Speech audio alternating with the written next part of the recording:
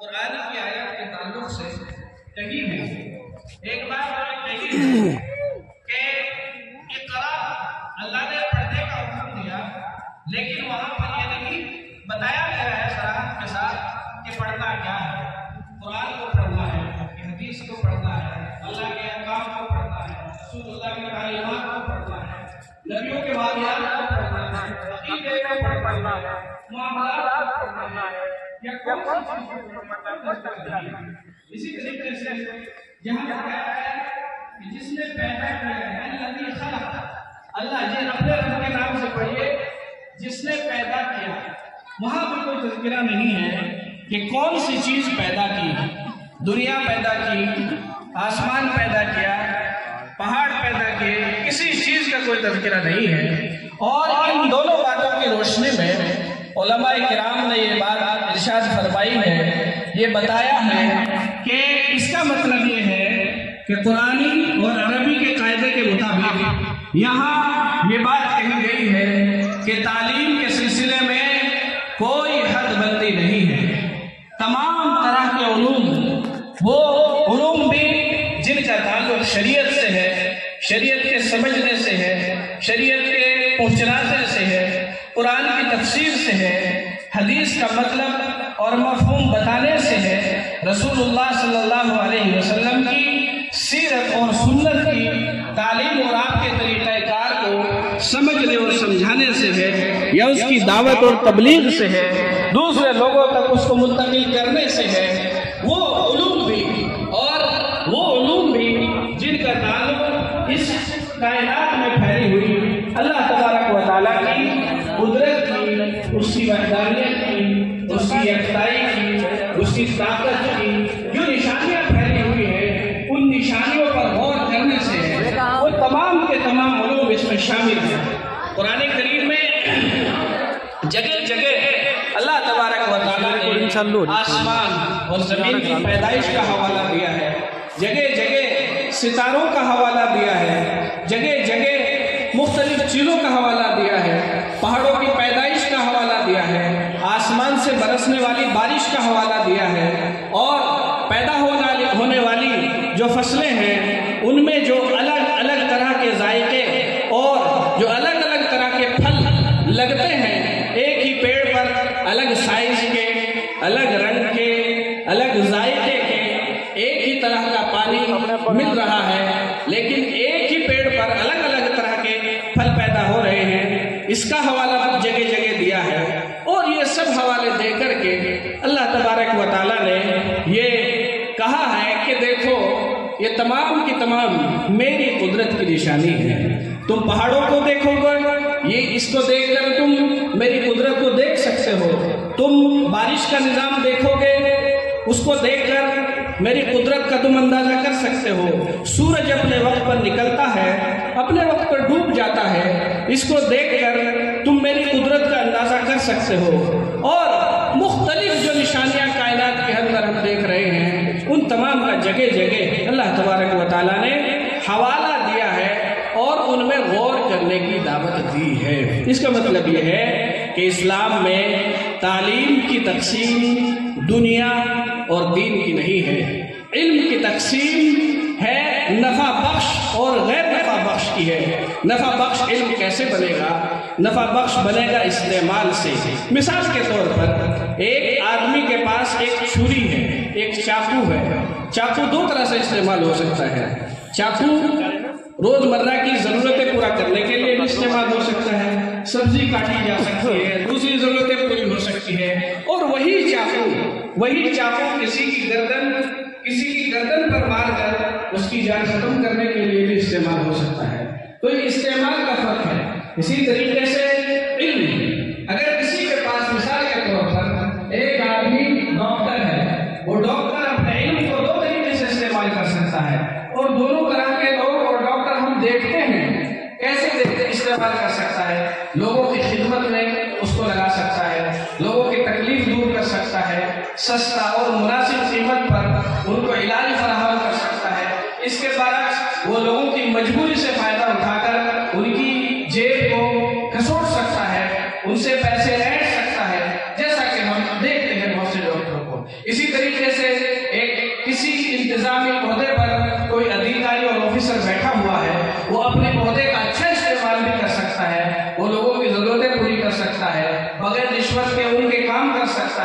جو پریشان حال لوگ ہیں ان کے کام کرا سکتا ہے، اپنے اس کے نیچے جو ادھیکاری ہیں ان کو رہنمائی دے کر کے ایک اچھا کام لوگوں کے لیے سہولت پیدا کر سکتا ہے۔ لیکن اگر اس کی نیت صحیح نہیں ہے، اس کا ارادہ صحیح نہیں ہے، اس کی تربیت صحیح نہیں ہوئی ہے، اس کی تعلیم صحیح نہیں ہوئی ہے، اس کو اچھا ماحول نہیں ملا ہے، اس کو سمجھانے والے لوگ نہیں ملے ہیں، تو پھر وہ اس کے برعکس دوسرے طریقے سے بھی اپنے عہدے کا استعمال کر سکتا ہے، وہ لوگوں کو مجبور کر سکتا ہے، ان سے پیسے دے سکتا ہے، ان کو لاچار بنا کر کے طرح طرح سے الگ الگ طریقے سے لوگوں کی جیبوں سے پیسے نکال سکتا ہے اور ان کو لوگوں کو پریشانی میں ڈال کر کے ان کی مجبوری سے فائدہ اٹھا کر اپنی جیب بھرنے کا کام بھی کر سکتا ہے۔ اس لیے شریعت میں جو زور دیا گیا ہے وہ مقصد پر زور دیا گیا ہے، علم کے تعلق سے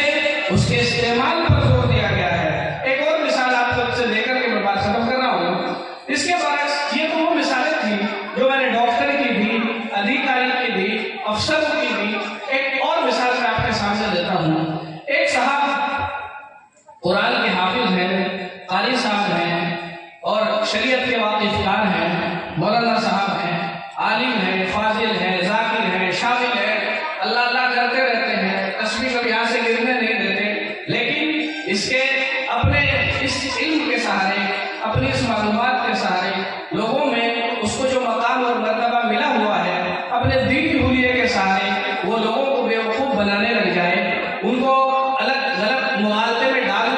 کر مختلف حیلے اور بہانوں سے ان سے پیسے کمانے پر لگ جائے، اپنے علم کا غلط استعمال کرنے لگ جائے، لوگوں کو دھوکہ دینے لگ جائے، کبھی تعویذ کے نام پر، کبھی گنڈے کے نام پر، کبھی شفا کے نام پر، کبھی جن کے نام پر، کبھی جنیا کے نام پر، کبھی اسرار کے نام پر، کبھی اوپرے کے نام پر، طرح طرح سے مختلف چیزیں جن میں لوگ پڑے ہوئے ہیں، بغیر علم کے مارے ہوئے ہیں، آنکھیں بند کر لیتے ہیں اور حقیقت تک پہنچنے کی کوشش نہیں کرتے۔ الگ الگ طریقے سے وہ اپنی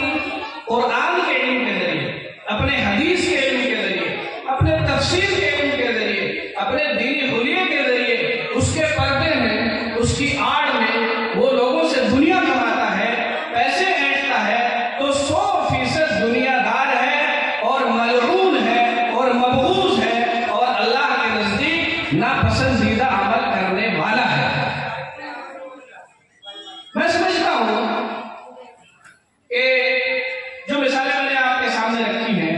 ان مثالوں سے بات آپ کی سمجھ میں آ گئی ہوگی اور جو بات میں کہنا چاہتا ہوں وہ بات آپ تک ضرور پہنچ گئی ہوگی۔ اس کے بعد آخری بات میں آپ سے یہ کرنا چاہتا ہوں کہ اس حقیقت کے سامنے آ جانے کے بعد اب میری اور آپ کی یہ ذمہ داری بنتی ہے کہ ہم اپنے بچوں کی دینی تعلیم کے لیے، اپنے بچوں کی عصری تعلیم کے لیے اچھا ماحول اور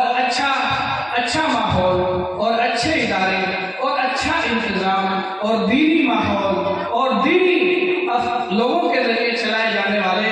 اداروں میں ہم اپنے بچے اور بچیوں کا انتظام کریں۔ اگر وہ اچھے ماحول میں تعلیم حاصل کرے گا، وہ اگر ڈاکٹر بھی بنے گا، وہ اگر ادھیکاری بھی بنے گا، وہ آفیسر بنے گا، وہ سائنسداں بنے گا، وہ IPS بنے گا، وہ PCS بنے گا، وہ DM بنے گا، وہ جج بنے گا، وہ کلیکٹر بنے گا، وہ وکیل صاحب ہوگا یا وہ حافظ صاحب ہوگا یا وہ عالم صاحب ہوگا یا فاضل صاحب ہوگا یا قاری صاحب ہوگا یا خطیب صاحب ہوگا، وہ جو بھی کچھ ہوگا، مبلغ ہوگا، معلم ہوگا، مفسر ہوگا، مترجم ہوگا، جو بھی کچھ ہوگا، اگر اس کو صحیح ماحول میں تعلیم ملی تو لازمی طور پر معاشرے کو، لوگوں کو، ملک کو، ملت کو، قوم کو یقیناً آگے بڑھانے کا کام کرے گا۔ لیکن اگر اس کی تعلیم صحیح نہیں ہوئی ہے،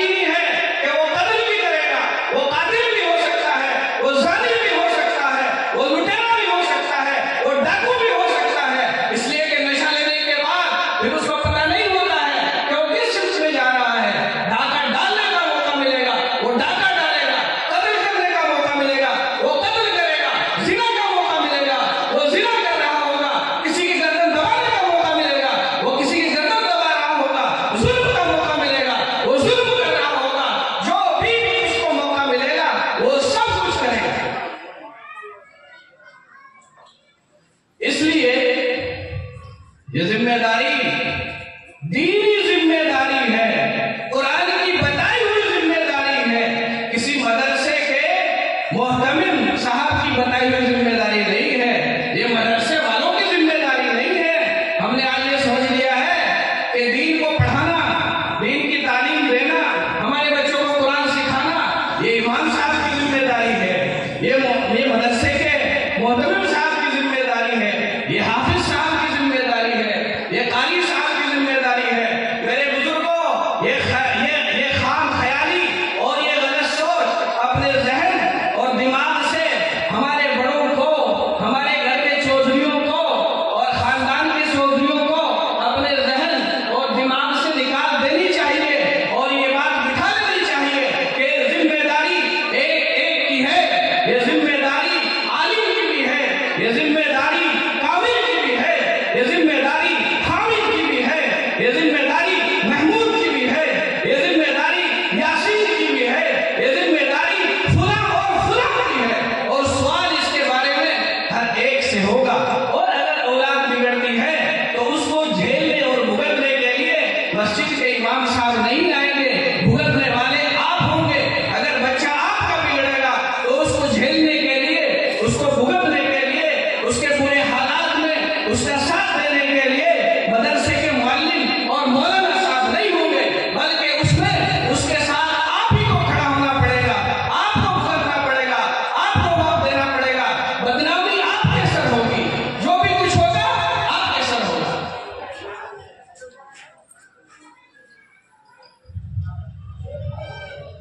میرے بزرگوں، آج ایک بہت بڑا مسئلہ یہ ہے، ہمارے یہاں ایک بات بہت کہی جاتی ہے کہ حکومت مسلمانوں کو آگے نہیں بڑھنے دے رہی ہے۔ آپ ذرا مجھے بتائیے، کیا 5 وقت کی نماز پڑھنے میں حکومت رکاوٹ ہے؟ ماں باپ کی خدمت کرنے میں حکومت کا کچھ عمل دخل ہے؟ رشتہ داروں کے ساتھ اچھا سلوک کرنے میں کوئی رکاوٹ ہے قانونی؟ کوئی ایسا حکم آیا ہو کہ بھئی آپ اولاد جو ہے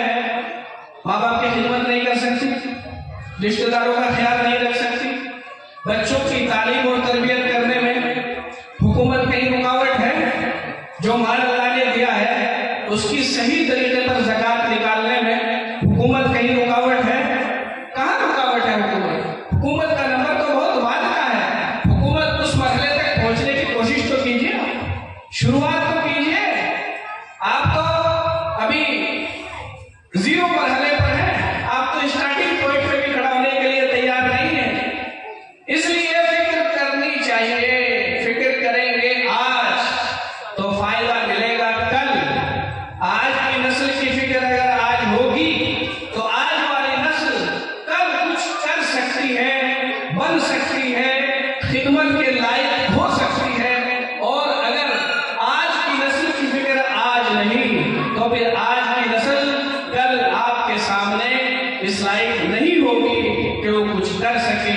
وہ کچھ بن سکے، وہ کچھ دکھا سکے، وہ آگے بڑھ سکے، وہ آگے بڑھا سکے، کوئی نہیں ہوگا۔ تو کیا ہم یہ چاہتے ہیں کہ ہماری نسلیں ذلت کی زندگی گزارتی رہیں؟ کیا ہمیں یہ منظور ہے؟ میرے بزرگوں، میرے بھائیوں، میرے نوجوانوں، کیا میں پوچھ رہا ہوں آپ سے، کیا یہ صورتحال منظور ہے؟ بتائیے ذرا، بتائیے، آپ سے بات کر رہا ہوں میں، یہ صورتحال منظور ہے کیا؟ یہ صورتحال منظور نہیں ہو سکتی۔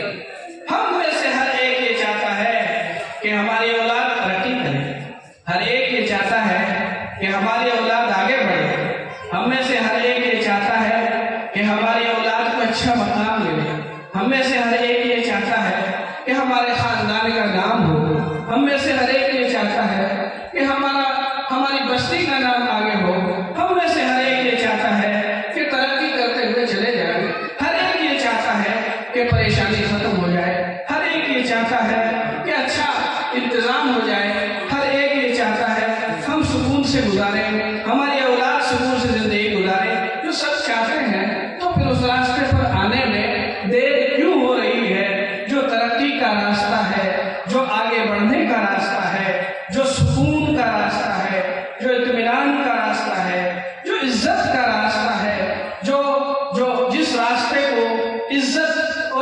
یافتہ قومیں اپنایا کرتی ہیں اور آگے بڑھا کرتی ہیں، وہ راستہ ہے تعلیم کا، تعلیم قرآن کی بھی، تعلیم حدیث کی بھی، تعلیم رسول اللہ صلی اللہ علیہ وسلم کی سیرت اور سنت کی بھی، تعلیم فقہ اسلامی کی بھی، تعلیم قرآن کی بھی، تعلیم اسلامی عقائد کی بھی، تعلیم اسلامی معاملات کی بھی، اور تعلیم سائنس کی بھی، اور تعلیم حساب اور کتاب کی بھی، میتھمیٹکس کی بھی، اور تعلیم سماجیات کی بھی، اور تعلیم طب کی بھی، اور تعلیم ایسٹرونومی اور فلکیات کی بھی، اور تعلیم دیگر علوم کی بھی۔ بس یہیں پر میں اپنی بات ختم کر رہا ہوں۔ وآخر دعوانا ان الحمدللہ رب العالمین۔ 1 منٹ اخیر میں بس ایک لے کر کے آخری بات کہہ رہا ہوں جو تقریر سے الگ تھی، وہ ہمارے اس جلسے کے انتظام سے تعلق رکھتی ہے۔ سارے بڑے لوگ یہاں موجود ہیں، اللہ کے واسطے یہ جو جلسہ ہمارا میلہ بنتا ہوا جا رہا ہے، اس کی طرف کچھ توجہ کر لیجئے۔ یہ ادھر ہم یہاں جو ہے علماء کرام کو بلا رہے ہیں اور قرآن و حدیث پر جو ہے بیانات دلوا رہے ہیں، اور یہاں سے باہر نکل جائیے اور وہاں تک اڑنا، کودنا، پھاندنا اور ساری چیزیں وہ ہو رہی ہیں جو میلوں اور ٹھیلوں میں ہوتی ہیں۔ تو اپنے جلسوں کی حفاظت کر لیجئے، یہاں سے اس بات کی کوشش کر لیجئے کہ یہ ہماری یہ جلسے میلہ نہ بنے۔ یہ تو جگہ جگہ دکانیں لگی ہوئی ہیں، ناچ اور گانا اور کودنا اور جلفان جو کچھ یہاں ہو رہا ہے